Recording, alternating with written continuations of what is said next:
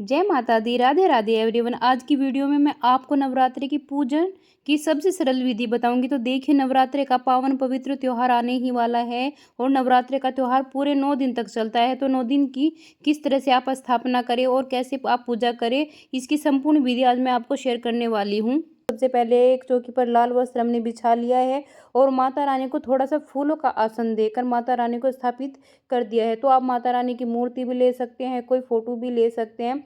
और उसके बाद हम जौ बोएंगे। तो जौ बोने के लिए हमें एक मिट्टी का पात्र लेना है। मिट्टी का पात्र लेकर आप क्या तो जौ पहले ही एक दिन पहले भी भिगो के रख सकते हैं, या फिर आप साथ में ही जौ डाल दें और उसके बाद उस पर थोड़ी सी मिट्टी डाल दें, पानी डाल दें और उसको भी अच्छे से सजा ले। तो हम क्या करेंगे, मिट्टी के पात्र को भी हम तिलक कर लेंगे। एक बात का आपको विशेष ध्यान रखना है, जब आप माता की चौकी लगाते हैं तो माता की चौकी आपको पूर्व दिशा में ही होनी चाहिए, नहीं तो आपका मुख पूर्व दिशा में होना चाहिए। तो इस बात का आपको विशेष ध्यान रखना है। तो हमने कुंडे को तिलक लगा दिया था, चंदन लगा लेते अगर चंदन है तो। फिर हम मिट्टी के पात्र को एक साइड में रख देंगे। क्या करेंगे, कलश की स्थापना करेंगे। तो कलश हमने मिट्टी का ले लिया है। सबसे पहले हम उसमें गंगा जल डालेंगे। गंगा जल डालने के बाद कंठ तक शुद्ध जल भर लेंगे। तो शुद्ध जल भरने के बाद हमको क्या, एक रोली भी बोलते हैं और कलावा भी इसको बोलते हैं। तो हम क्या, उसको चारों तरफ कंठ तक उसको बांध लेंगे। तो हमने एक मोली कंठ तक बांध ली है। बांधने के बाद क्या, उसमें हम थोड़े से अक्षत डालेंगे, एक हल्दी की गांठ डालेंगे, सुपारी डालेंगे, इलायची डालेंगे। तो आप लौंग भी आपको अवश्य डालनी है, तो लौंग भी आप डालें और एक सिक्का आपको अवश्य डालना है। तो फिर हम उस पर चंदन तिलक कर लेंगे। तो क्या आपके पास अगर चंदन है तो चंदन का भी आप तिलक कर सकते हैं, नहीं तो आप रोली का तिलक ज़रूर कर लें। उस पर क्या स्वास्तिक बनाना है, तो आपको ध्यान रखना है कि स्वास्तिक उल्टा नहीं होना चाहिए। स्वास्तिक आप सीधा ही करके बनाएं, क्योंकि ये भी स्वास्तिक अगर आपका सीधा बनेगा तो अच्छा फल देगा, नहीं तो ये अशुभ फल भी दे सकता है। तो स्वास्तिक का आपको ध्यान रखना है। हमने स्वास्तिक बना लिया है और चंदन से अच्छे से भावपूर्वक प्रेम पूर्वक तिलक भी हमने कर दिया है। फिर हम कुछ आम के पत्ते लेंगे। तो आम के पत्ते भी आप ले सकते हैं, 5 या 7 आप संख्या में ले सकते हैं, 11 ले सकते हैं, 21 ले सकते हैं, नहीं तो आम की आप टहनी ले लीजिएगा। तो मैंने यहाँ पे आम की टहनी ले ली है। फिर आम के पत्तों पर आप चंदन का तिलक कर लें। अगर आपके पास रोली है तो रोली का तिलक कर लें।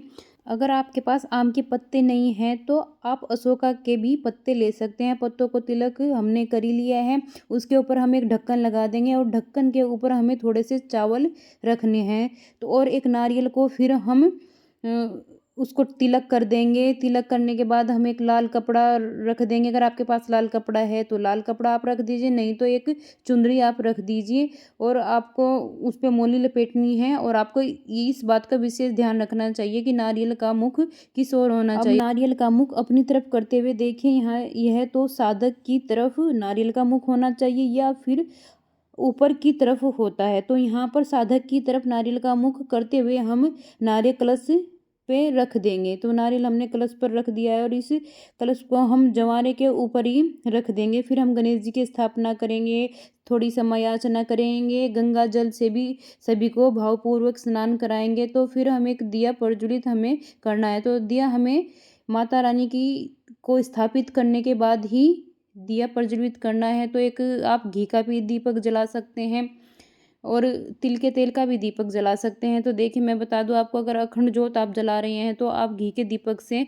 माता रानी के राइट हैंड में रखिएगा। अगर आप तिल का दीपक जला रहे हैं तो माता रानी के लेफ्ट हैंड में रखिएगा। अगर आपको कुछ भी नहीं समझ आ रहा है तो सीधे ही माता रानी को दिया माता रानी के सिर्फ सीधे ही सामने ही जला दीजिएगा।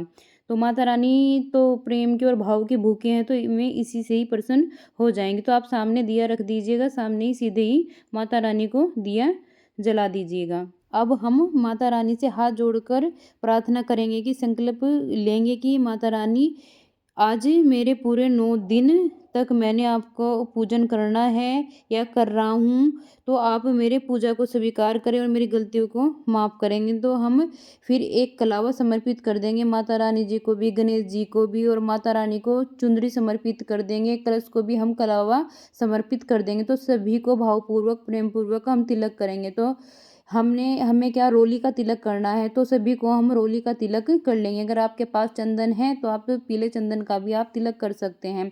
तो हमने कलश को भी तिलक कर लिया है, जो जिसमें जवारे बोए थे कुंडे में उसको भी तिलक कर लिया है, दीपक को भी हम तिलक कर लेंगे। और थोड़े से अक्षत गणेश जी को समर्पित करें, माता रानी को समर्पित करें, और थोड़े से कलश के ऊपर भी आप अक्षत रख दें। देखिए माता रानी को गुलाब के फूल अति प्रिय हैं, तो आप गुलाब के फूल लाल कलर के कोई से भी फूल मिल जाए माता रानी को समर्पित करने। और माता रानी को लाल कलर के फूल अति प्रिय होते हैं, तो आप श्रृंगार का सामान भी माता रानी को समर्पित कर सकते हैं। तो आप श्रृंगार के सामान की संख्या 5 भी रख सकते हैं, 7 भी रख सकते हैं, इसको बढ़ा भी सकते हैं, या फिर आप 2 भी माता रानी की श्रृंगार का सामान आप 2 भी माता रानी को श्रृंगार का सामान दे सकते हैं। तो आप क्या पान का पत्ता लेंगे, तो पान के पत्ते पर देखिए माता रानी को पान का पत्ता अति प्रिय है, तो पान के पत्ते का भोग भी माता रानी को समर्पित किया जाता है। तो हमने एक पतासा रख लिया है, पान के पत्ते के ऊपर 2 लौंग रख लिए है, हरी इलायची रख दी है, एक सुपारी रखी है। तो हम भोग के रूप में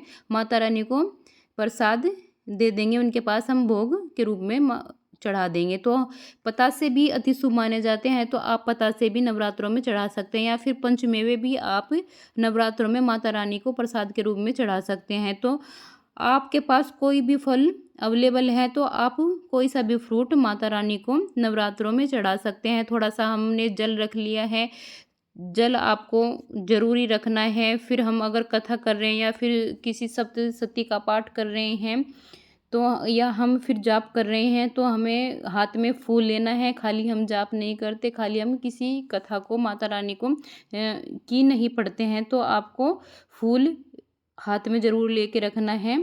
फिर वो फूल माता रानी को समर्पित कर देना है। तो फिर हम हवन करेंगे, तो हवन के लिए हमें एक कुंडा चाहिए होगा। कुंडे में हमने आग को गर्म कर लिया है, और उसके बाद हमें 2 कपूर रख देने हैं। अच्छा, लौंग आप अवश्य चढ़ाएँ, तो जितने घर के सदस्य हैं 2 लौंग आपको अवश्य चढ़ानी है। 1 लौंग का जोड़ा बोला जाता है, तो आपको सभी को लौंग चढ़ानी है। फिर हम थोड़ी सी सामग्री ले लेंगे, कपूर हमने पहले ही डाल दिया है। थोड़ा सा गूगल अगर आपके पास है तो आप गूगल ले लें। आहुति हम दे देंगे, 3 आहुति हम घी की देंगे और 3 आहुति हम सामग्री की देंगे। तो आप आहुति बढ़ा भी सकते हैं, 21 दे सकते हैं, या 51 आहुति आप दे सकते हैं। थोड़ा सा हमने गूगल डाल दिया था, गूगल भी हवन में डाला जाता है। और थोड़ा सा हम भोग के रूप में कुछ जो भी भोग के लिए प्रसाद रखा होगा तो वो भी हमने डाल दिया था पतासा। तो सीधे ये देवी देवताओं का मिलता है, तो आप हवन में ज़रूर से ये सब चीज़ें चढ़ाए। तो फिर हम दक्षिणा के लिए हमने कुछ दक्षिणा भी रख दी थी, तो आप दक्षिणा बढ़ा भी सकते हैं या फिर कम भी, जितनी भी आपकी इच्छा है उतनी भी आप दक्षिणा रख सकते हैं। और हमने चौकी से पानी को हाथ में लेके थोड़ा चौकी से वार दिया था कि ये पूजा सफल हुई है, हमने जो आपकी पूजा करी है। तो वो जो पूजा का जो भी थोड़ा जल बचा हुआ रहता है वो भी हम खेतरी सींच देंगे, यानी कि जो भी अगर आपको आरती आती है वो ही आप आरती कर सकते हैं। तो माता रानी की आरती करने के बाद जो भी ये सामग्री रहती है, तो वो सामग्री यदि आप किसी सुहागन स्त्री को दे सकते हैं तो सुहागन स्त्री को दे दीजिएगा, या फिर आप मंदिर में भी जाकर दे सकते हैं। अगर आप छोटी सी चूड़ी चढ़ा रहे हैं, छोटा साइज चढ़ा रहे हैं, तो वो आप कन्या को भी दे सकते हैं। और जो जल है, जल हमको सूर्य देवता को दे देना है। और जो दक्षिणा रूप भी आप मंदिर में भी दान कर सकते हैं। तो सुबह शाम हमें चौकी पर दिया लगाना है, और आरती भी आपको करनी है, और शाम को एक छोटा सा हवन आप डेली अपने घर में 9 दिन तक अवश्य करें, इससे घर पवित्र हो जाता है। तो इस बात का आपको अवश्य ध्यान रखें। 9 दिन तक हमें इस चौकी पर ही पूजा करनी होती है। तो फ्रेंड्स, नवरात्रि की पूजा की यह सबसे सरल संपूर्ण पूजा विधि आपको कैसी लगी कमेंट करके ज़रूर बताना। और अगर आपको वीडियो पसंद आई है तो वीडियो को लाइक करें, शेयर करें। जय माता दी।